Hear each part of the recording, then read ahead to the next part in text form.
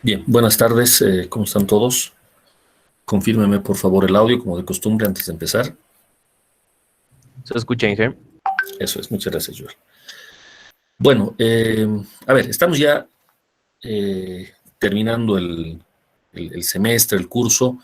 Lo que resta son unas dos o tres clases en las cuales vamos a hablar sobre el método de matriz de rigidez. Eh, Hoy voy a terminar el ejemplo básico y pues con esa referencia más el material que tienen en el libro pueden ustedes completar la elaboración de sus planillas de cálculo o en todo caso el testeo de las planillas si es que no van a programar por ustedes mismos, sino van a utilizar alguna programación de alguien más. ¿Ya? Es válido, pero tienen que testear la planilla. ¿Ya? En la plataforma está no les estoy mostrando en este momento, no estoy compartiendo la plataforma, pero pueden todos ver que tenemos fijada la entrega de la práctica final de SAP para este día lunes. Sin embargo, no había colocado ninguna instrucción especial acerca de tal práctica. Simplemente les había pedido con anticipación que avancen. ¿No es verdad? Con una modelación. Entonces, quiero referirme a eso brevemente antes de continuar con el ejemplo. El otro aspecto importante pasa por el examen. Hay un examen más que corresponde justamente a este tema. Eh, Debemos de entregar notas hasta el día viernes de la siguiente semana. Para eso debe de haber se completado el examen de matriz de rigidez más el examen final. ¿De acuerdo? Y no hay más exámenes. O sea, hemos dado una cantidad enorme de exámenes, de tareas, todas calificadas. Van a seguir recibiendo en estos días, obviamente, las calificaciones que aún faltan, pero ahí termina todo con las evaluaciones. Entonces queda el examen de matriz de rigidez y el examen final. ¿De acuerdo? Entonces, en la planificación que yo he elaborado, el examen de matriz de rigidez estaríamos dando el día martes 27 de julio a las 5:15 de la tarde. Yo sé que estamos fuera del horario de clases, pero la verdad es de que la otra semana no van a haber ya clases, lo que van a ver son exámenes y eso, de las materias que todavía restan, alguna que otra ya habrá terminado también. Entonces, la consulta que quiero hacerles es esta. Eh, ¿A alguien le complica el horario por algún cruce con alguna otra actividad de la universidad el martes a las 5:15 de la tarde?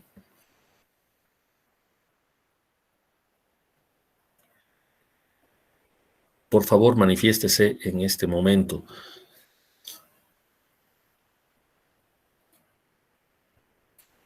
¿No?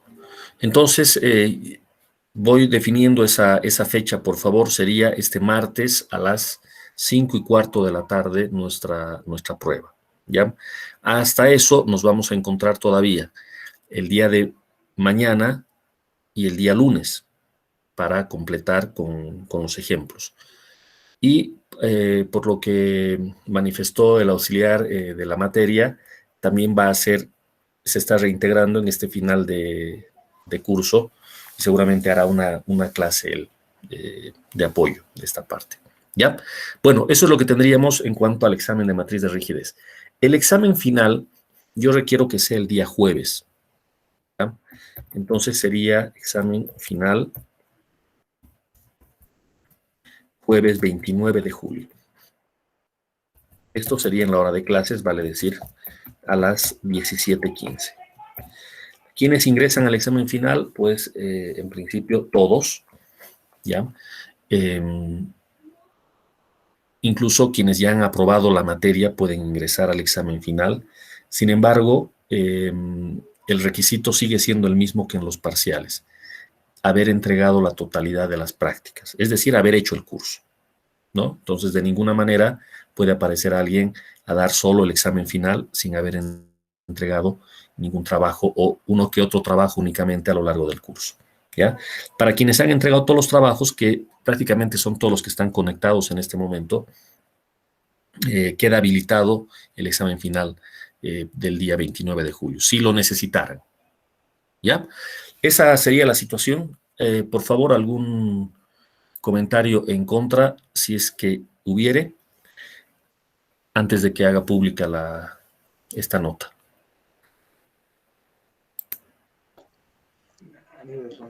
Inge, ¿y la práctica estaría quedando para el día lunes o se movería para el martes?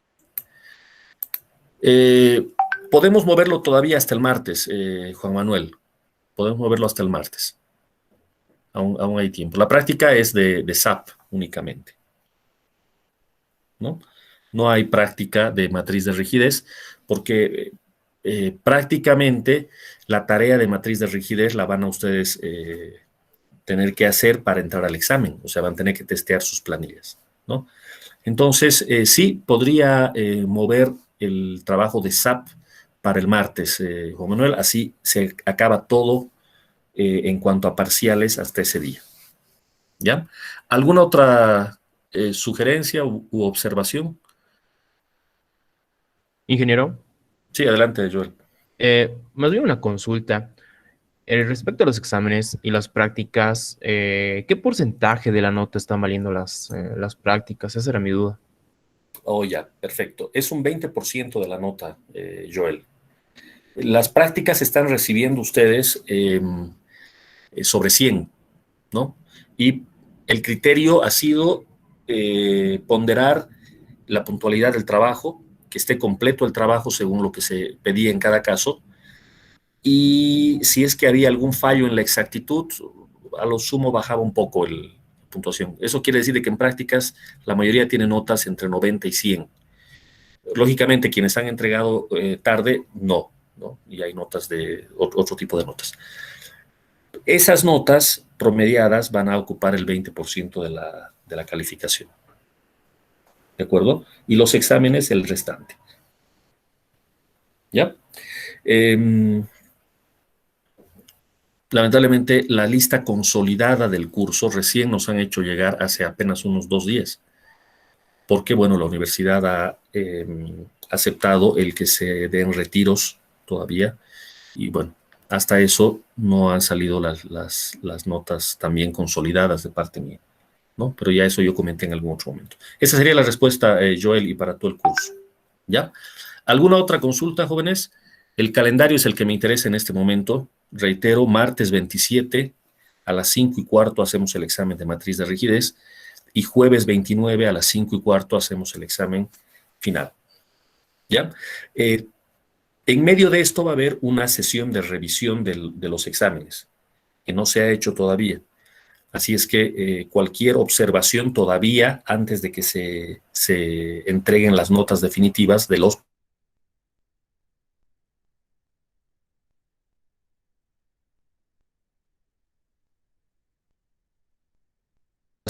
hasta el mediodía del 28, del día miércoles, y hacemos de inmediato las revisiones con quienes deseen hacerlo. ¿Ya? Lo propio para el final, va a haber una revisión también para el final. Bueno, eso es. Si no hay observaciones, entonces estoy publicando en este momento en la plataforma, así es que todos van a poder leer lo que acabo de decir.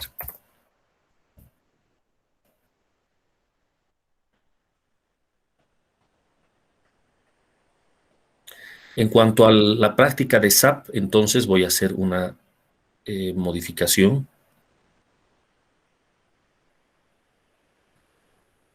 Ahora mismo estoy Inge, haciendo una modificación. Sí, dígame. justo el día de hoy yo le quería consultar respecto a lo de la práctica. Entonces, es netamente en SAP, no habría cálculo a mano. No hay cálculo a mano. Es la modelación en SAP. Está bien. Quiero justamente eso aclarar ahora mismo. Entonces, estoy moviendo la fecha del 26 al 27, coincidiendo con el examen, es decir, a las 17:15 del día martes. ¿De acuerdo? Ahora, ¿en qué consiste el trabajo de SAP? Ustedes han recibido unos datos en la práctica, en la última práctica antes de esta, en la de matriz de rigidez. ¿Se acuerdan que había unos datos para el alto de las columnas, el pórtico, aquel que era extraído justamente de esta misma práctica? por favor utilicen ese alto de columnas para la modelación. ¿Ya? Mejor les comparto la pantalla para que se entienda un poquito mejor.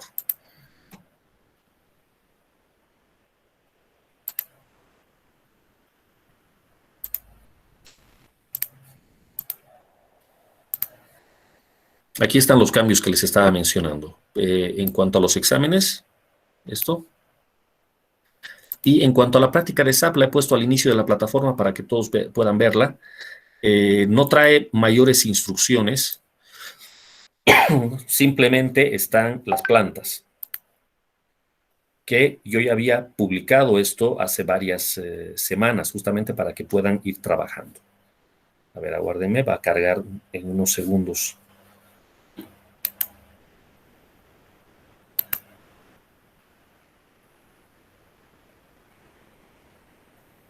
Bueno, ustedes pueden abrir este archivo. Tiene las dos plantas.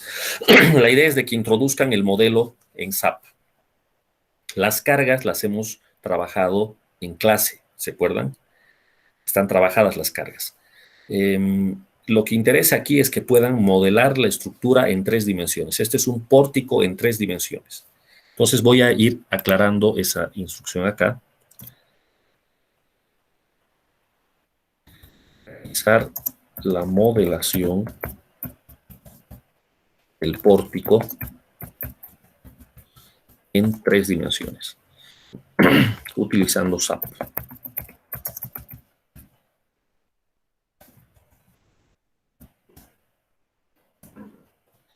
Las cargas son las mismas que en el ejemplo de clase. Solo para cargas de gravedad es este trabajo.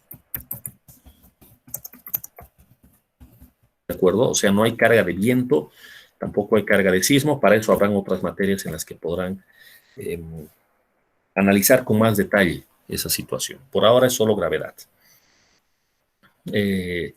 No incluye fundaciones. ¿Eso qué significa? Que van a poner empotramientos en los apoyos, en la base, ¿correcto? A ver, ¿qué otra información importante? Altura de entrepiso. Idéntica a la de la práctica anterior. Si alguien me puede colaborar viendo el dato en la práctica anterior, la de Cross. Ahí había colocado un alto de columnas. 3.5 metros. Eso es, gracias. 3.5 metros. ¿Y cuántos? 4 niveles, ¿no? Sí. Eso es.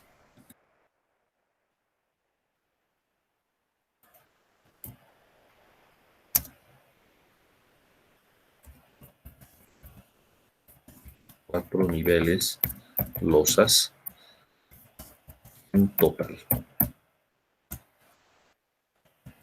La losa de entrepiso puede ser de espesor constante.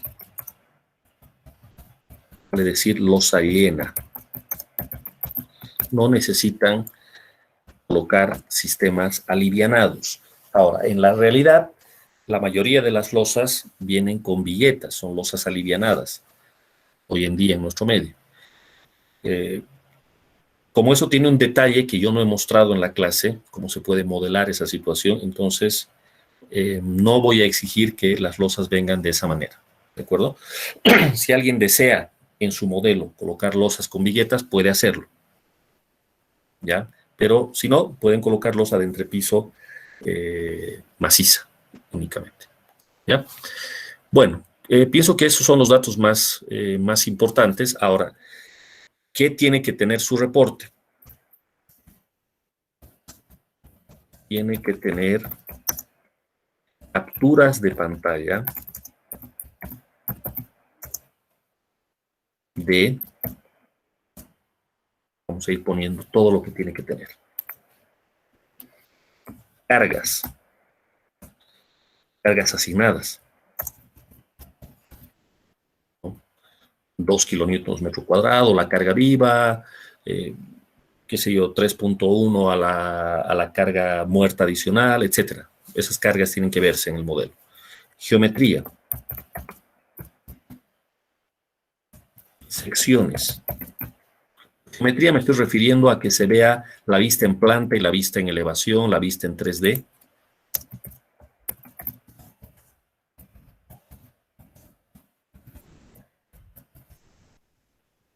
Del modelo.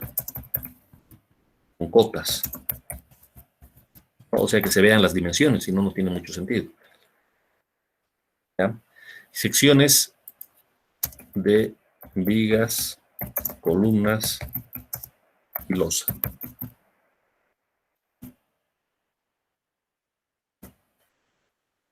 Materiales. El F'C, el Fy del acero, esos dos principalmente.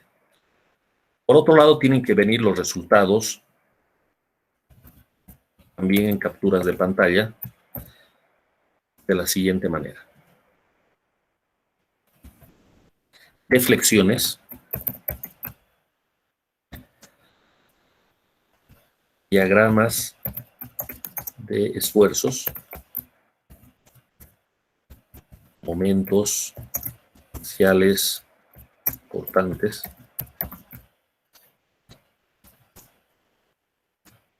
y reacciones. Listo. Ese es el trabajo. Como nuestra materia es solamente análisis estructural, el análisis estructural termina ahí. ¿De acuerdo? Para cargas de gravedad, que es lo que estamos haciendo. Para cargas laterales, viento, sismo o cualquier otro similar, el análisis estructural aún es más largo, pero hay que hablar de otras cosas que no corresponden ya a esta materia. Entonces, ahí lo dejamos. Y lo que viene después del análisis estructural es el diseño estructural, que puede ser hecho en hormigón armado. Con SAP pueden hacer todo el diseño, ¿no? Pero no corresponde a esta materia. Eso tendrán que hacer en sus cursos de hormigón. Entonces, para este curso basta con llegar hasta esta parte. ¿De acuerdo? A ver, si hay alguna pregunta que quieran hacer, por favor. Dije, disculpe, el espesor de la losa estaba revisando y no había en ninguna parte, no necesitaríamos. Oh, ya. Ese espesor lo podrían estimar. Me gustaría que eso lo adopten ustedes. Así va a haber una diferencia entre los distintos trabajos. ¿Ya? Entonces lo voy a anotar aquí.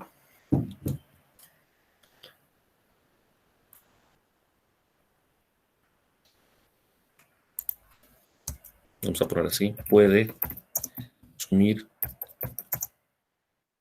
el espesor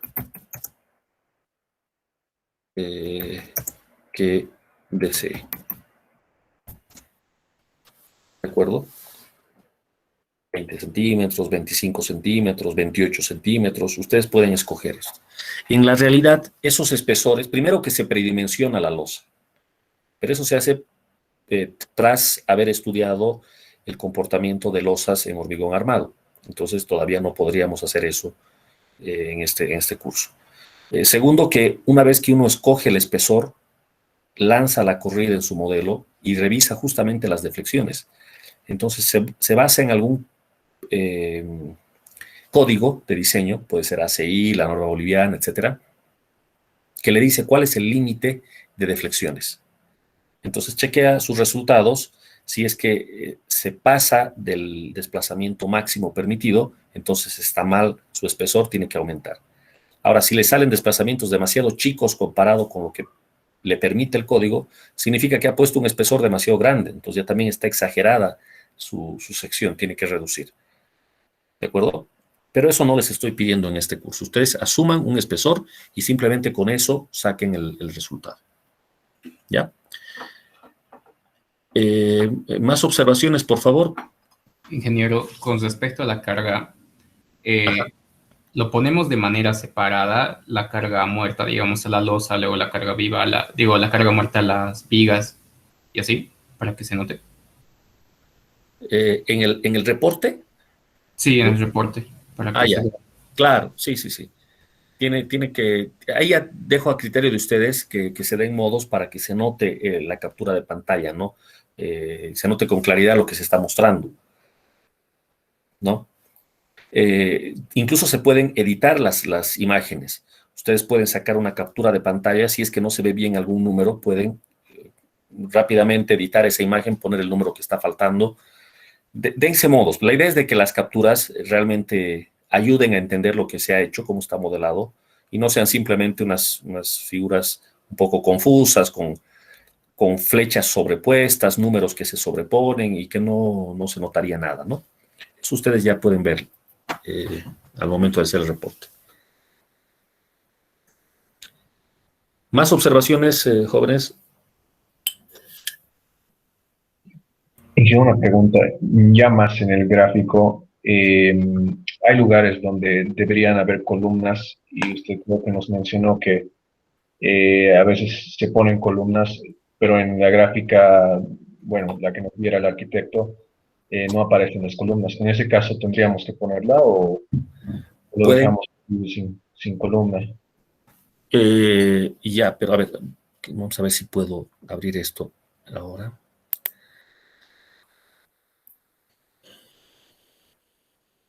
No. A ver, un segundito. Podemos ver esta planta, ¿no es verdad? Voy a guardar de una vez esto que está aquí.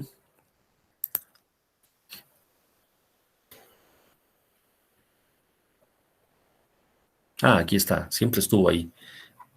Ya. ¿De qué parte me está hablando?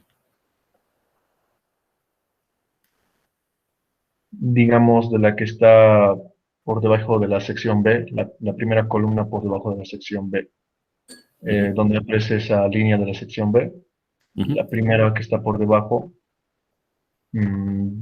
Si quisiera poner yo una columna en el lado horizontal, pero que necesitaría otra columna, digamos, en el lado izquierdo, porque hay una columna en el lado derecho. Y no sé, esa es como una duda, ingeniero. O si no, también le podría compartir pantalla, porque yo ya lo hice. Ya, excelente. Igual, sí, ¿no? Mejor. Sí. Voy a quitar yo lo que estoy haciendo. Adelante. Ya, un momentito.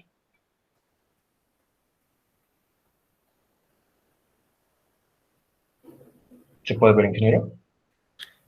Sí, ahora sí. Este caso, por ejemplo, ingeniero, digamos en esta zona que parece como una losa en forma de L, no sé si estaría bien representado. En la realidad, en este lugar no habría columna. En la gráfica aparece sin columna. Pero en mi caso, si yo quisiera, bueno, si se podría, yo pusiera una columna de esta forma. Pero no sé si es correcto o lo correcto sería distribuir las cargas en esta losa tipo L, cargas de manera de que estén distribuidas de la manera que nos dijo, ¿no? Con secciones distintas, de distinta geometría para cada viga. Ok. Ya, ahí están faltando unas columnas, sin duda, en el plano arquitectónico, ¿no? Entonces sí se puede colocar columnas adicionales. Ok. Sí en puede. Estos casos, ¿no? Sí. Ajá. Un criterio, exacto, un criterio que pueden tomar en cuenta es que los paneles de losas, máximo con un sistema de losa con viguetas, se puede llegar a una luz de 12 metros. Entonces, si en algún lugar tuviesen más de 12 metros sin columnas, no va a funcionar. En la práctica no va a funcionar. Y eso, imagínense un panel de 12 por 12 metros, es enorme, ¿no? Ese puede ser un criterio. Entre 7 y 8 metros estaría funcionando sin ningún problema, cualquier luz. Entonces, ese es un criterio. El otro dato importante es que los arquitectos generalmente no colocan todas las columnas, ¿no? Más se ocupan de definir sus ambientes, la utilización de sus ambientes y no ubican la totalidad de las columnas. Entonces, uno tiene que colocar las columnas que faltan, ¿no? Y para colocarlas, lo mejor es seguir una configuración lo más simétrica posible, lo más regular, ponerlas en líneas definidas. si ustedes quieren, en X y en Y, sin desviarse, sin que aparezcan hileras en diagonal, por ejemplo, de columnas o cosas de ese estilo. Sí, Esa sería justamente eso, ingeniero. Hay casos, por ejemplo, bueno, ahora mismo no lo encuentro, pero había alguna columna que debería ser esviajada, pero en ese caso yo lo asumí como una columna recta. No sé si está bien eso. No, ahora mismo no lo encuentro. Esta, por ejemplo, esta de acá, lo estoy asumiendo como recta, pero en realidad debería ser un poco esviajada, ¿no? Un poco Correcto. esviajada hacia el Sí, centro. pero en realidad es la viga la que va a ser esviajada, ¿no? No, a la viga, sí. Sí. Entonces, en este caso, pues, ¿pondría así o puedo tomarla como recta normal? Lo mejor es dejarlo ortogonal, o sea, como estaba originalmente. Ok, bueno, ok. Sí, eso es lo mejor en estos casos. ¿Ya? Listo, esa era mi duda. Eso Muchas es. gracias. Ok. Siempre hay esta situación y en realidad parte del objetivo de haberles pasado esta práctica, que por cierto les digo es la primera vez que les estoy pasando una cosa así, nunca había hecho esto antes, pero es justamente para que ustedes vean un poco más la realidad, ¿no? Porque estos problemas se dan tal cual en la realidad, así nos llegan los trabajos de los arquitectos, ¿no? Y vale la pena ya desde ahora irse familiarizando con eso, ¿ya? Lo que no esté completamente definido, por favor, adóptenlo ustedes, con criterio, adóptenlo. No va a salir perfecto en las primeras modelaciones, es lógico, se entiende, pero hagan supuestos ustedes de lo que falte, ¿ya? Y no olviden que el ejercicio principalmente tiene por objetivo que ustedes utilicen SAP para hacer una simulación de un pórtico en 3 dimensiones, ¿no? Entonces, que me puedan mostrar los gráficos de momentos, de cortantes, etcétera, eso llegaría a ser lo más importante del trabajo, ¿ya? Bueno, voy cerrando esta explicación sobre esta práctica. Entonces, reitero, el día martes, junto con el examen, estarían entregando este trabajo, ¿ya? Mañana, si es que hubiese alguna consulta, también podemos un momento ocuparnos de este trabajo, ¿de acuerdo? Vamos a pasar ahora a nuestro ejemplo teórico en lo que es matriz de rigidez. Entonces, voy a regresar al libro. Ayer les había indicado que iba a dejar una guía de la plantilla un poco para orientar la programación y bueno, la verdad es que lo he podido subir recién minutos antes a esta clase. Lo tienen junto con la grabación del video de la clase de ayer, el archivo en Maple y un PDF. Para los que no tienen instalado el programa, pueden ver el PDF. Está un poco se ha desconfigurado al generar el PDF, pero se entiende la parte importante. ¿Ok? Entonces denle una revisada. Bueno, veamos ahora qué es lo que sigue. Voy a utilizar el último ejemplo. Se está viendo el libro, ¿verdad?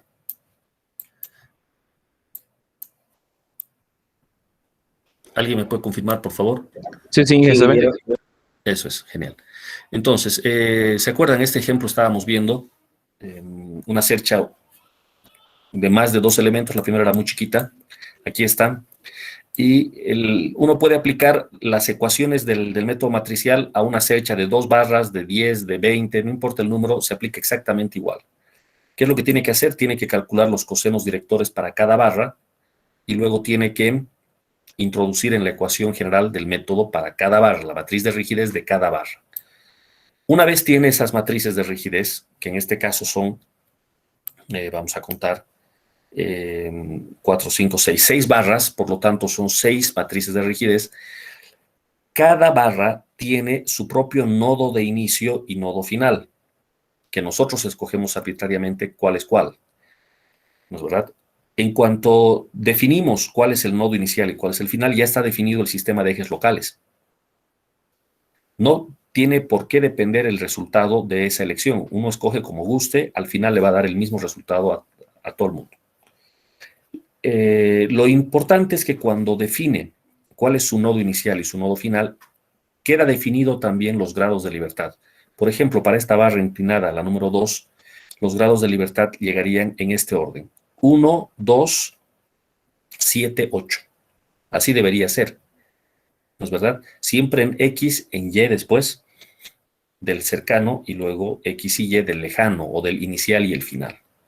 Entonces, la matriz de rigidez del elemento 2, como puede verse acá, corresponde a los grados de libertad 1, 2, 7 y 8. Estos números se pueden verificar fácilmente reemplazando en la ecuación que ya hemos visto varias veces. El tema es de que es muy importante anotarse, si uno está haciendo esto a mano, anotarse estos grados de libertad 1, 2, 7 y 8. ¿Por qué? Porque dentro de esta matriz K2 tenemos, por ejemplo, la contribución a la matriz global del elemento 1, 2, que es donde he dejado el puntero en este momento, el cursor. Este número 0.035 corresponde a la casilla 1, 2. En la matriz de rigidez global de la estructura, en la ensamblada, el elemento 1, 2 va a tener este aporte, 0.035. Si en las otras barras, sus respectivas matrices, tuviesen otra vez algún elemento 1, 2, lo único que yo hiciera sería sumar. Entonces, si en un caso hipotético todas las barras aportaran a la casilla 1, 2, entonces todos tendrían que ser sumados. Entonces, esto es importante porque no es una suma directa de las matrices K1 más K2 más K3, así como las estamos viendo. Da la impresión de que son matrices 4x4, que es simplemente sumarlas, pero no es cierto. Estas matrices no, en la matriz global no son una matriz 4x4. La matriz global va a tener 6 por 6 elementos. Y acá yo solamente tengo el aporte de 4x4. Me queda una parte de la matriz en donde K1 no tiene incidencia. ¿De acuerdo? Y eso se ve acá cuando se hace la suma, tras haber hecho el cálculo de todas las matrices, a la hora de sacar la matriz ensamblada, esta, aquí recién se ve los 6, bueno, en este caso habían sido 8, los 8 por 8 grados de libertad. Entonces, por ejemplo, la casilla 1, 2, que es donde he dejado el cursor en este momento, tiene 0.035, que es el número que vimos hace rato. Significa que las otras barras no aportaban para nada a esta casilla. ¿De acuerdo? Entonces, esta es la suma total. Esta es la matriz de rigidez ensamblada. ¿Sí? En tiempo de cálculo, esto fácilmente ocupa un 30 y quizás hasta un 40% de todo lo que demanda el ejercicio. Y obviamente, si uno se equivoca al calcular algún coeficiente, pues ese error lo va a arrastrar de aquí en adelante y se va a notar en los resultados. Cuando uno hace esto a mano, es muy probable que uno se equivoque. O sea, son tantos números pequeños que hay que calcular que es muy fácil equivocarse. Pero si uno programa, la situación es distinta. Una vez que testea su programa, sabe que ha funcionado bien, ya está. Es simplemente utilizarlo con confianza porque no se va a equivocar el programa más adelante. Bueno, esta es la matriz ensamblada. ¿Qué se hace con esta? Eso es lo que quiero ahora mostrar para completar la teoría. Lo que se hace es utilizar la ecuación 14-17 que tenemos acá, que relaciona fuerza con desplazamiento. Esta es la ecuación de Hooke, la de siempre. Fuerza igual K por X, si ustedes quieren. O fuerza igual rigidez por desplazamiento. Solo que ahora tengo vector de fuerzas igual a la matriz de rigidez multiplicado por el vector de desplazamientos. Asimismo, noten que todo viene en mayúsculas. Esta ecuación matricial se obtuvo a partir de las 3 ecuaciones matriciales que vimos en la teoría en una clase pasada. Hay 3 ecuaciones que combinándolas todas termina dando esta que es la ecuación principal. Esta ecuación matricial se puede escribir como aparece acá en la ecuación 14-18. No se dejen engañar con la notación, o sea, esto es muy sencillo. Simplemente imagínense el vector de fuerzas, Q, la matriz de rigidez y el vector de desplazamientos. Lo que pasa es que aquí se llega a notar el por qué era ventajoso colocar los grados de libertad restringidos al final y los no restringidos al inicio. Porque cuando uno tenga la ecuación de esta manera, va a poder dividir su vector de fuerzas y su vector de desplazamientos entre la parte conocida y la parte desconocida. Es decir, entre sus incógnitas y entre los valores que ya conoce. Y voy a empezar por los desplazamientos. ¿No es verdad? Yo les había dicho, coloquemos los grados de libertad restringidos al final. Bueno, aquí está. Este dk corresponde a los desplazamientos conocidos. Obviamente estas abreviaciones están en inglés, pues. K y U viene de la palabra conocido y desconocido. K, conocido, y U, desconocido, dicho en inglés. Pero para nosotros esto es muy sencillo de interpretar. El dk representa los desplazamientos que ya se conocen. Como nosotros hemos puesto los grados de libertad restringidos al final, eso significa que estos grados de libertad ya se conocen. Pues si yo tengo un apoyo fijo, ¿cuánto se va a desplazar el nodo en el apoyo fijo? Pues nada, 0 en X y 0 en Y. Como los he puesto a todos los apoyos al final, yo sé que esos desplazamientos valen todos 0. Ahora, si por algún caso tuviésemos, y esto vamos a ver en vigas, un asentamiento en el apoyo de una viga, el hecho de que ese desplazamiento no sea 0 en ese apoyo, no implica que no sea conocido. Aquí lo que interesa es que el desplazamiento se conozca o no se conozca. Entonces, en el caso de cerchas, no hay esa situación. Siempre vamos a tener desplazamiento 0, 0, 0, 0 en las restricciones. Y donde no hay restricciones, los desplazamientos son todos desconocidos. DU. ¿De acuerdo? Ahorita con un ejemplo vamos a ver mejor esta situación. En el caso de las fuerzas ocurre exactamente lo mismo, pero fíjense que se puede dividir el vector de fuerzas entre una parte conocida y desconocida, que está exactamente al revés de cómo va el vector de desplazamientos. Es decir, los primeros elementos son los conocidos en el vector de fuerzas y los últimos son los desconocidos. ¿Por qué? Porque obviamente las últimas fuerzas corresponden a los últimos grados de libertad, allí donde los desplazamientos eran 0 porque teníamos los apoyos. Pero si yo tengo apoyos y estoy buscando las fuerzas en los apoyos, ¿qué fuerzas son esas? Son pues las reacciones. Esta QU representa las reacciones. En tanto que la parte conocida llegan a ser las fuerzas en los nodos que actúan sobre la cercha. Estos son los datos. Cuando yo recibo un ejercicio de cerchas, me indican en qué nodos actúan las fuerzas. O sea que las fuerzas globales en varios de los nodos ya se conocen. De hecho, en todos los nodos se conocen. Donde no hay carga externa, la fuerza externa vale 0. Y si hay restricción, entonces la fuerza externa es la reacción. Y esa reacción no se conoce. Por eso tengo los desconocidos al final. Bueno, dejo para que ustedes le den una lectura a esta parte en el texto. Y en lugar de tratar de explicar con palabras, voy a tratar de explicar con un ejemplo. A esta fórmula voy a regresar después. Primero quiero consolidar esta parte que les estoy comentando en este momento. Cómo se divide la matriz de rigidez, el vector de desplazamientos y el de fuerzas en una parte conocida y una parte desconocida. Vayamos al ejemplo pequeño, el sencillo, que vimos en la clase anterior. Otra vez, la cercha de 2 barras. En esta cercha, ahora sí aparece la carga. Ahí está la cercha y resulta de que actúa esta carga de 2 kilolibras. ¿De acuerdo? ¿Qué es lo que decimos? Bueno, para poder ubicar estos grados de libertad 1, 2, 3, 4, 5 y 6, necesito volver a mirar el problema original, que no lo tengo aquí. Voy a ir para atrás, ¿de acuerdo?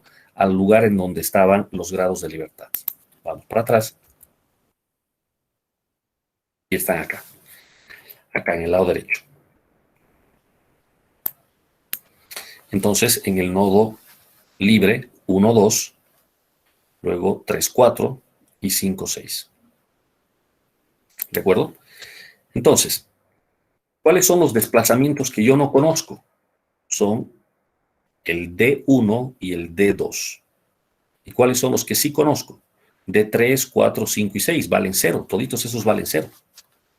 Eso en desplazamientos. Mientras que en fuerzas es justo al revés. En fuerzas, el desplazamiento, o más bien, el nodo 2, es en donde yo conozco las fuerzas. Porque en el problema siempre me van a decir dónde actúan las fuerzas externas. ¿No es verdad? Entonces, esas fuerzas entran al vector de fuerzas Q mayúscula. Aquí el único nodo que no está restringido es el nodo 2. Entonces, me tienen que decir qué fuerza o qué fuerzas actúan sobre el nodo 2. ¿De acuerdo? Y con eso colocaré la fuerza. La fuerza que apunta en la dirección 1 será Q1 y en la dirección 2, Q2. En tanto que Q3, Q4, Q5 y Q6 representarán a las reacciones. Y en principio yo no conozco las reacciones, voy a conocerlas después. ¿De acuerdo? Entonces, con esa distribución de los nodos, de los grados de libertad, volvamos acá. Aquí está. Fíjense, D3, 4, 5 y 6 correspondía a los apoyos. ¿Cuánto vale el desplazamiento entonces de grados de libertad? 0. ¿Necesito algún cálculo especial para esto? No. Eso yo ya lo sé porque aquí tengo apoyos, entonces los desplazamientos valen 0. Apoyos fijos. Ahora, en cuanto al vector de fuerzas Q, la parte conocida es justamente la otra. Si aquí yo tenía los grados del 3 al 6, en las fuerzas las que conozco son las que van del 1 al 2. Claro, justamente las fuerzas en el nodo libre, a la derecha o hacia arriba. En este ejercicio no hay fuerza horizontal, por lo tanto Q1 vale 0 y Q2 vale menos 2. ¿Por qué menos? Porque dijimos que el sistema global apuntaba hacia arriba. ¿De acuerdo? Entonces ahora juntamos todo. El vector de fuerzas Q, la matriz de rigidez que hace un rato habíamos hallado. Miren, para un ejercicio tan sencillo, la matriz de rigidez es de 6 por 6. Imagínense los problemas que en la realidad importan en la ingeniería. Estas matrices de rigidez son enormes, ¿no? Pero el procedimiento es el mismo. Y acá a la derecha tenemos el vector de desplazamientos, que comienza con los dos desplazamientos desconocidos, de 1, de 2, y el resto, los apoyos 0, 0, 0. ¿De acuerdo? Ahora, ¿para qué todo esto de conocido, desconocido, y para qué esta línea punteada que divide a la matriz en 4 partes? Bueno, como yo sé que en Q los dos primeros elementos son los conocidos, trazo una línea punteada justo al segundo elemento, como se ve acá. Y como esta matriz es simétrica, hago lo mismo en la columna. Al hacer esto, puedo razonar de un modo más sencillo, puedo operar de un modo más sencillo con las matrices. ¿Por qué razón? A ver, recuerden ustedes cómo eran las ecuaciones, cómo se hacía el producto matricial. Este 0 que ustedes ven acá es igual al producto de toda la primera fila por el vector de desplazamientos. O sea, 0 sería igual a 0.405 multiplicado por D1, más 0.096 por D2, menos 0.333 por, ya, 0, y 0 por 0, menos 0 punto tantos por 0, menos 0 punto tantos por 0 también. Ya, eso quiere decir que estos 4 elementos, donde estoy poniendo el cursor en este momento, no importa el valor que tengan al final, porque vienen multiplicados por 0. Entonces significa que los 2 que me sirven son solo los 2 primeros. Justo donde está el límite que había puesto yo aquí, que no es casual, obviamente. Esta línea punteada separa la parte que me sirve, la que voy a usar, de la que no voy a usar, al menos en este cálculo. Lo propio para la segunda fila, menos 2 es igual al producto de la segunda línea por el vector de desplazamientos. Pero claro, estos 4 ceros hacen que estos 4 números de acá no cuenten. Y solo cuentan los 2 que estoy marcando con el cursor. Entonces, como ustedes podrán ver, se puede utilizar solamente el pedazo que está resaltado en el primer cuadrante, o en todo caso este primer pedazo de la matriz, que es el único que importa, con los vectores 0, menos 2 y lo que ven acá. ¿Sí? Este más 0, 0, en este momento no tiene razón de ser. Corresponde a un caso especial que ahora todavía no quiero mencionar para no desviar la atención. Entonces, olvidémonos del 0, 0 por un momento y solamente quedemos con lo que se está viendo. Evidentemente, este 0, 0 no aparece en ningún lado aquí. Entonces, hacemos la operación. Si ustedes se dan cuenta, al convertir esta operación matricial en 2 ecuaciones, se obtiene un sistema de 2 ecuaciones con 2 incógnitas. ¿Cuáles son esas ecuaciones? ¿O cuáles son esas incógnitas? Pues D1 y D2. Este es un sistema 2 por 2, se puede resolver, se halla D1, aquí está el resultado, y D2, aquí está el resultado. ¿Qué representan D1 y D2? Pues los desplazamientos en X y en Y. D1 sería el desplazamiento en X, me ha salido positivo, y D2 en Y me ha salido negativo y más grande que el de X. Este es 4, 5 y es 19. Me sale dividido entre AE como tiene que ser. Desde el primer método que hemos visto en este curso, sabemos que los desplazamientos en una cercha dependen de AE. Si vamos al gráfico, evidentemente este nodo libre en X tiene que moverse y en Y también. Pero ¿dónde se va a mover más? Pues en Y, porque la fuerza actúa en Y. Entonces ahí está.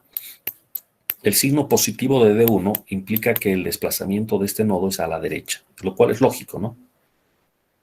¿A dónde se va este nodo? A la derecha y abajo. ¿Correcto? Y ahí está. Las únicas incógnitas que teníamos en desplazamientos, lo que en la teoría se llamó DU, eran D1 y D2, pero ahora ya sabemos cuánto vale D1 y D2. Ahí está. La forma de resolver, vean ustedes, es, acá en el libro lo ponen de un modo que es contraintuitivo en cuanto a, o sea, va en contrarruta, quiero decir. Generalmente cuando uno recibe un sistema de ecuaciones, lo que hace es convertirlo en su versión matricial. Y a partir de la matriz, esta matriz mete a su calculadora y saca las raíces, las soluciones. ¿No? Acá simplemente es para que se note que se forma un sistema de 2 por 2 y que esto se puede resolver. ¿No? Entonces, en la realidad ustedes no tienen para qué formular este sistema de ecuaciones. Directamente, esta matriz la meten a su calculadora y resuelven. ¿De acuerdo? Matricialmente hablando, lo que se tiene que hacer es sacar la inversa a esta matriz, multiplicar por la inversa por delante y bueno, así aparece D1 y D2 despejado. ¿De acuerdo? Ese sería el cálculo y tendríamos los desplazamientos hasta esta parte. ¿Ya? Solo para estar seguro de que estamos yendo bien, a ver, unos minutos para introducir solo este pedacito de la matriz. O sea, este sistema de ecuaciones, así como lo ven acá. Y verificar que el resultado es 4.505 y menos 19.003. El dividido entre AE no se va a poder, no van a poder meter esto. ¿Se acuerdan que ayer yo les dije en mi planilla AE lo estoy poniendo como si fuese 1? Para que no se complique la máquina. Después hubo una sugerencia de uno de sus compañeros que mostró su planilla que ponía AE como si fuese simbólico, ¿no? Define como variable simbólica, así el programa no se confunde. En SAP no hay forma de hacer eso. O le decimos lo que es A y E o el programa no puede correr. ¿De acuerdo? Pero en nuestras planillas tenemos margen para ver qué hacemos con el AE. A ver, vamos todos introduciendo el sistema. Quiero que me confirmen, por favor, este par de valores.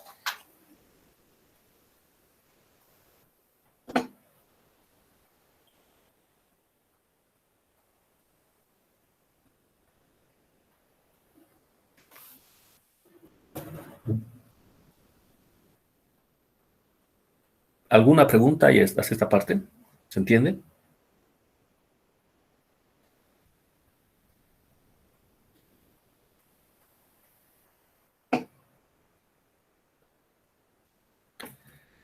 Bueno, yo voy a dejar el audio un par de minutos, por favor. Confírmeme a alguien en cuanto tenga resuelto el sistema, ¿ok?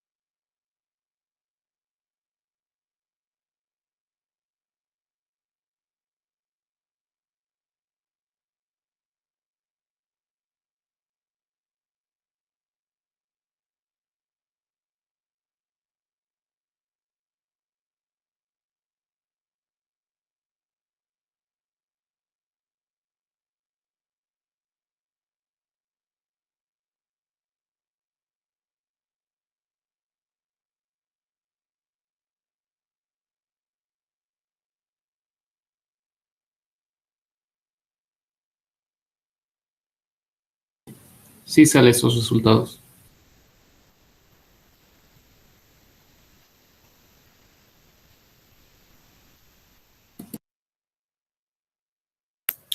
Excelente.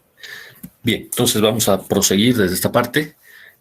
Por favor, utilicen este ejemplo y el otro que está resuelto en el libro para calibrar sus planillas. ¿De acuerdo? Y otra cosa que uno puede hacer es meter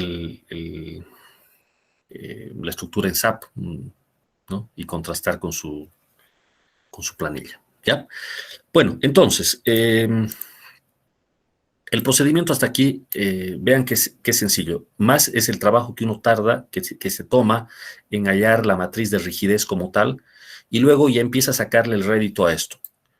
Divide con esta línea punteada la parte que conoce de la que no conoce en fuerzas, y lo mismo en desplazamientos, que tiene que haber correspondencia. Aquí son dos que no conoce, más bien los dos primeros que sí conoce, y acá los dos primeros los que no conoce. Y no es casualidad, siempre pasa así. Por lo tanto, no hay duda de cómo tiene que ir dividida esta matriz. ¿Sí? Ahora, si uno está programando, pues le da igual a la computadora multiplicar incluso esta parte de la matriz que viene multiplicada por ceros, le da igual, no va a gastar más tiempo. Esto quizás tenga más sentido cuando uno esté haciendo las cosas a mano para entender un poco mejor lo que está haciendo. Pero bueno, despejamos las incógnitas de 1 y de 2 y obtenemos los desplazamientos. Siguiente paso. El siguiente paso es utilizar la parte de la matriz que corresponde a Q3, 4, 5 y 6. A ver si regreso a la matriz que tengo al lado, atrás. Está. Me doy cuenta que la fila Q3 se obtiene, o más bien el elemento Q3 se obtiene multiplicando la fila 3 por el vector de desplazamientos. Pero acá yo tengo una ventaja interesante. Como ya obtuve los desplazamientos de 1 y de 2, ya no son incógnita. Entonces ahora no tengo que hacer nada más que multiplicar la fila 3 por el vector de desplazamientos que ya conozco. ¿De acuerdo? Los desplazamientos venían divididos entre AE. Y acá tengo un AE por delante que se van a cancelar entre sí. Entonces al final basta multiplicar estos números que tengo acá adentro por solamente los números que tengo en D1 y en D2. El AE no sirve para nada, se cancela. ¿De acuerdo? Y lo mismo aplica para Q4, 5 y 6. ¿Qué habíamos dicho que eran Q3, 4, 5 y 6? Pues son las reacciones en los apoyos. Tengo 4 reacciones y esas son estas 4 que están acá. Veamos cómo quedan. Aquí tienen el cálculo. Otra vez aparece este vector de ceros que en este caso no sirve para nada. Corresponde a un caso especial que acá no lo estamos viendo. Entonces, Q3, 4, 5 y 6, el producto. Esto es más fácil de evaluar. No necesitan resolver ningún sistema de ecuaciones ni nada. Es solo multiplicar. Eso sí, un cuidado que hay que tener es cuando tenemos valores numéricos de A y de E. Generalmente, vuelvo para atrás, estos desplazamientos no los dejamos en términos de AE, sino ya los tenemos calculados. Si, en los casos prácticos, A y E siempre son datos. Entonces, D1 saldrá 0.000 tantos metros y D2 también los desplazamientos. Solo hay que tener cuidado de cuando se introduzca en esta ecuación para Q3, 4, 5 y 6, que las unidades estén todas bien. Todo tiene que ser compatible. El vector de fuerzas, el módulo E, todo tiene que estar en unidades compatibles en los cálculos, nada más que eso. Entonces salen estos resultados. Miren que Q4 ha salido 0, Q3 ha salido menos 1.5. Aquí podemos ver con ayuda de esta figura. Q3 menos 1.5. Acá. ¿Qué significa menos 1.5? Significa que la fuerza está apuntando hacia la izquierda en este apoyo. Q4 sale 0. Entonces no existe reacción en Q4. Q5 sale 1.5 acá. Lo cual es lógico porque en el apoyo de abajo salía 1,5 a la izquierda y en este otro sale 1,5 a la derecha. Noten que no había fuerzas externas en X en este problema. Entonces las dos reacciones tienen que ser iguales. Q6 finalmente 2, apuntando hacia arriba. ¿Cuánto valía la fuerza externa? 2 hacia abajo. Todo está en equilibrio, todo cierra. Entonces, hasta aquí habríamos obtenido todas las reacciones y también conoceríamos todos los desplazamientos en la cercha. ¿Qué nos falta? Pues únicamente nos están faltando las fuerzas en las barras. ¿De acuerdo? Y las fuerzas en las barras se obtienen regresando al sistema local de coordenadas. Aquí estamos todo trabajando con Q mayúscula, D mayúscula, estamos en el sistema global. Lo más sencillo para sacar las fuerzas en las barras es regresar al sistema local. Pero para eso había una ecuación que ahora sí voy a mirarla. Hace rato la pasé por alto, pero ahora la voy a mirar con más detalle. Acá comienza aquí la explicación. Esta ecuación de Q la teníamos deducida ya en la teoría. ¿De acuerdo? Q es igual a K', que era la fuerza, que es la matriz de rigidez del elemento, por la matriz de transformación T por el vector de desplazamientos D mayúscula. Esta ecuación la podemos tomar ya como fórmula, ya ha sido deducida, ya la hemos analizado en la clase teórica. Reemplazando lo que es K', T y D, esto es K', la matriz de unos, la de transformación es la de los lambdas, los cosenos directores, y los desplazamientos son estos que ven acá. Entonces se puede hacer la operación y uno llega a esta ecuación que tenemos acá, donde Qn y Qf son las fuerzas en la barra. Qn, la fuerza local en la barra en el extremo cercano, y Qf en el extremo lejano. ¿Cómo tienen que ser estas dos fuerzas? Pues tienen que ser iguales, lógicamente, porque la barra tiene que estar en equilibrio. Cada elemento aislado de la estructura tiene que estar en equilibrio. Entonces, uno podría escoger Qn o Qf, cualquiera de los dos, para el cálculo de la fuerza interna en esa barra.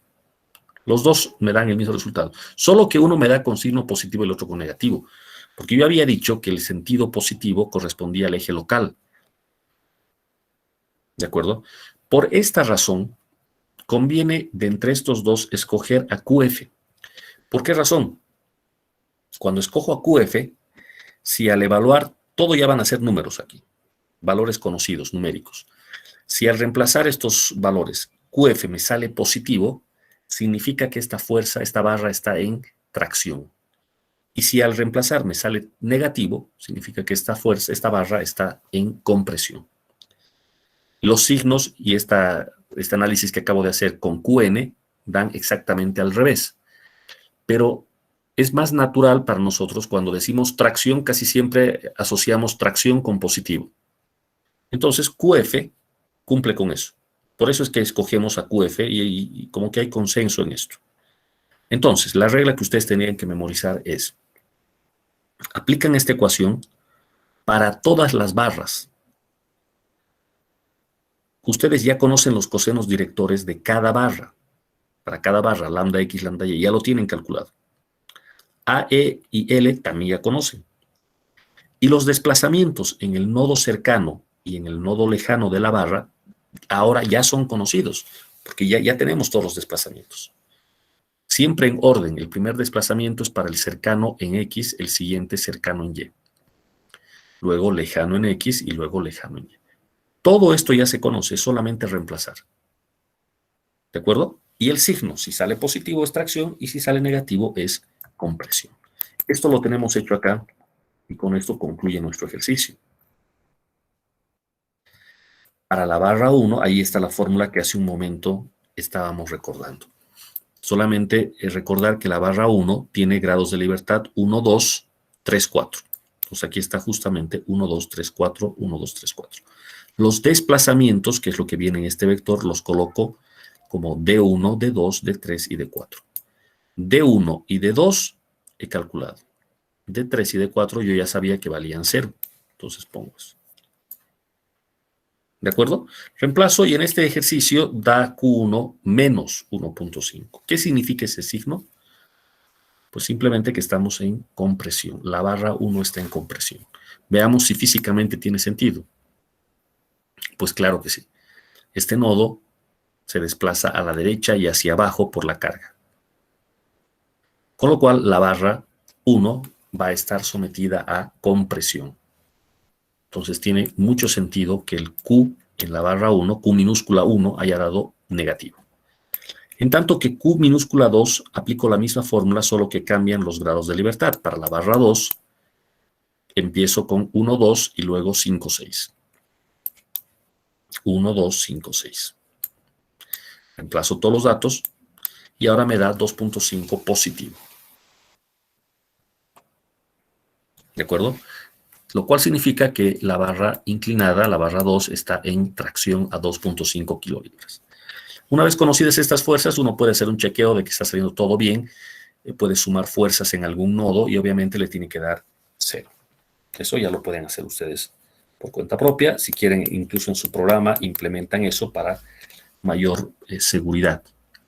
Pero bueno, el método habría concluido ahí. ¿De acuerdo? Entonces, este ejemplo es el básico y esto es lo que hay que programar. Yo mañana voy a mostrar algunos casos especiales, modificaciones que en algún caso se pueden usar sobre esto. Pero el método, repito, básicamente es este. ¿Ok? Bueno, aquí concluyo la sesión del día de hoy. Si hay alguna consulta que quieran hacer, por favor.